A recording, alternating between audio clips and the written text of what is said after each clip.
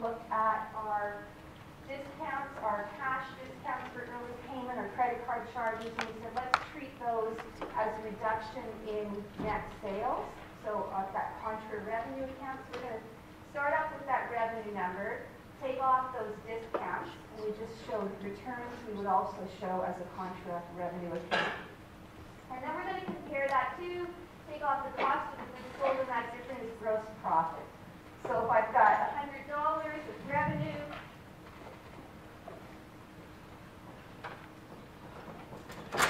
and the cost of the goods sold is 60, then I've got gross profit of 40.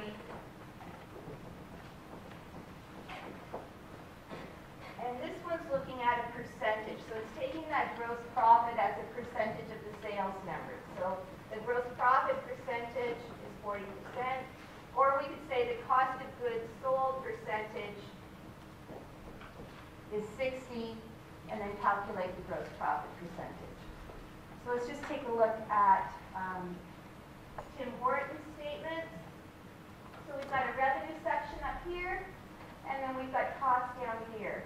Cost of sales and separate from other operating expenses. So they don't have a separate line item for gross profit.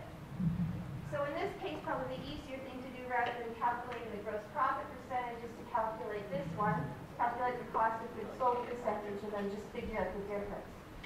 So somebody just calculate for me cost of sales, and let's divide it by this number. This revenue number is split between franchise fees, so it's probably this one we want here, the sales of the coffee, donuts, bagels, as opposed to revenue.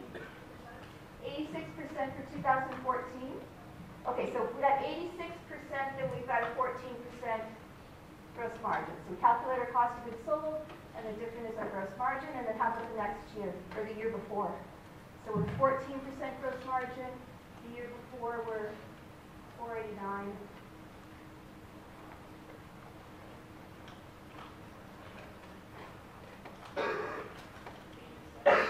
$86? Yeah. How about with decimals? Are they both? Okay. So we've got an improvement. We've got a higher cost of the sales number and a higher gross margin number, or a higher cost of sales. Are we going up or down? A lower cost of sales. For 2014? Okay, so we've got our cost of sales going down in 2014 and an increase in our gross profit or gross margin percentage in 2014. Can I improve gross profit by selling more volume? If I increase the volume of my sales, can I improve my gross profit percentage? No. So I can increase the total gross profit dollar, but if I want to increase my gross profit percentage, I've got two places to work. I can either increase my selling price, make my product more appealable, do something to up that selling price, or bring my costs down in terms of doing that gross profit percentage. So that's cost of goods sold, and that's the slide that you have in your deck. So now I'm going to say, rather than cost of goods sold, I'm going to call this cost of sales. Am I only calculating a gross profit percentage for an entity that's a retail, wholesale, manufacturing? Am I only doing this for goods? We tend to say cost of goods sold all the time. Am I only going to calculate this percentage for goods? Am I only interested in this for an entity that sells goods? Sure, absolutely. I'm interested in, so I'm going to switch to cost of sales rather than cost of goods sold. For any service, I'm interested in what it costs them to provide that service compared to their selling price. So if we went and looked at Groupon, we're going to see, now they use cost of revenue. But we want to know for Groupon, separate from their marketing, their selling and admin type costs, what does it cost to provide that service compared to how are they doing over time, how are they doing with a similar entity in that industry. Facebook, same thing. They're going to have not a cost of goods sold line, but they're going to have a cost of sales, a cost of revenue line, where they separate that number from those other areas. They separate from the research and developing, marketing, general admin, LinkedIn, same thing. So this isn't just a cost of goods sold. We're going to be looking at this for service industries as well. We're going to be comparing it across entities in that industry, doing tracking for that particular industry over time. We also want to take into consideration that we might be upping this percentage because we're doing perhaps a lot of marketing. What are those marketing costs, and is it significant? We still have to look at the bottom line number, so not just the cost of sales number.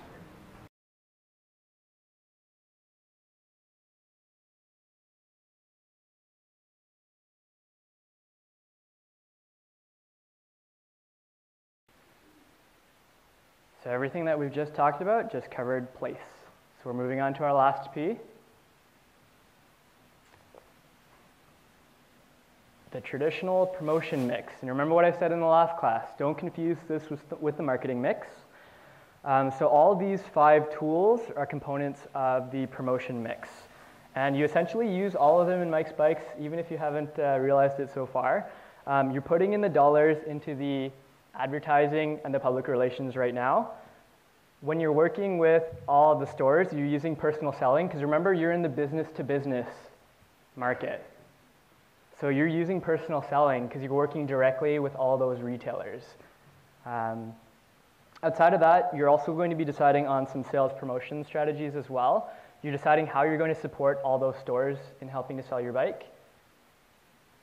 And lastly, you don't necessarily focus too much on direct marketing, but we've talked about direct marketing already. An example is when we talked about Amazon in the last class, how they track your past purchases and they direct advertising to you based on your past purchases. And other ideas are just mail outs when you're getting mail or when you get a telemarketing call. Those are other examples of direct marketing. So hopefully you're comfortable with the 5 elements of the promotion mix. So in terms of spending for these, I think I gave this to you as well. When you're trying to analyze your advertising expenditure, you can quote it as a percentage of your sales. So that's something you might want to think about talking about in your discussion board if you haven't done so already. Another way to talk about your advertising expenditure. And just a way to kind of look at it is, typically when you're selling, let's say, a relatively cheap item to a lot of people, the percentage spent on advertising compared to sales will be relatively high. You guys are selling a bit more of an expensive product, right? So if you try to compare your advertising dollars with the bikes compared to your sales, the percentage you should see is probably a bit lower. So that's something for you to look at and potentially discuss on the board. The next thing is you'll kind of want to look at, do you think your advertising is having an impact on your sales? So if you put in $1 million, did your sale increase this year? If you put in $1 million and your sales dropped, something is out of line. It might not just be the advertising dollars, it might be maybe your price considerations or some other things. But in theory, if you're putting in $1 million into advertising, it should help boost sales, in theory. So look into it if that's not the case for your company. Otherwise, yeah, you've got issues. So something for you to think about. Okay, so keying in on some of the elements of the promotion mix. We did chat about personal selling. Again, you're in the B2B. It's typically pretty expensive. You need to pay the sales staff that are going to the retail stores, pay for the transportation costs, pay for their meal or overnight accommodations. Lastly, you need to train them to put on to know the product, right, when they're talking to the retailers. I think you're pretty comfortable with personal selling since we've chatted about that. And the next thing here, execute a program of action and information to earn public understanding and acceptance. A longer way of saying public relations. So this is the detail on public relations. The idea here is for publicity. The idea of publicity is it's supposed to be free, right? And sometimes you can't manage the way news organizations talk about your company. But you can have influence in this. That's why it lists things here. Maintain close relationships with those individuals in society who influence the general public. Maintain a good relationship with news media, so they'll always come to you first when something goes wrong, just to get your side of the story before someone else can spin it on you. And again, talking to government officials, other people in the community. The last thing to point out here is community involvement. If you're providing sponsorships for bike races and things like that, that also helps with your public relations, your publicity.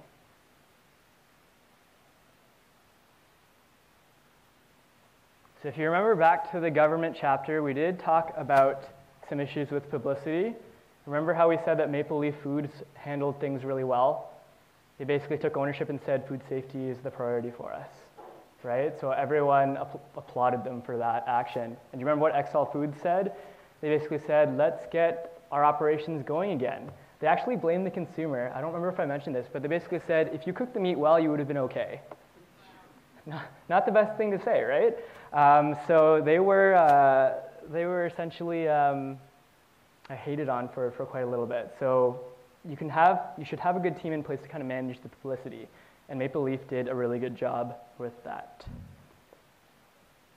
Okay, so I think you're comfortable with the idea of what a sales promotion program is, right? Sponsoring events, and potentially offering your retailers discounts for buying large chunks of your products. Ideas of sales promotion. And I also think you're pretty comfortable with social marketing. We've talked a little bit about it already, but that ties into the next article. Grub Guru, do you guys have a chance to read this? Yes? Okay, so just take a quick minute, chat about with your teams if you read Grub Guru of what this is about, and then we'll take this question up. What elements should you consider if you were to replicate the use of social marketing in your bike business for a similar promotion?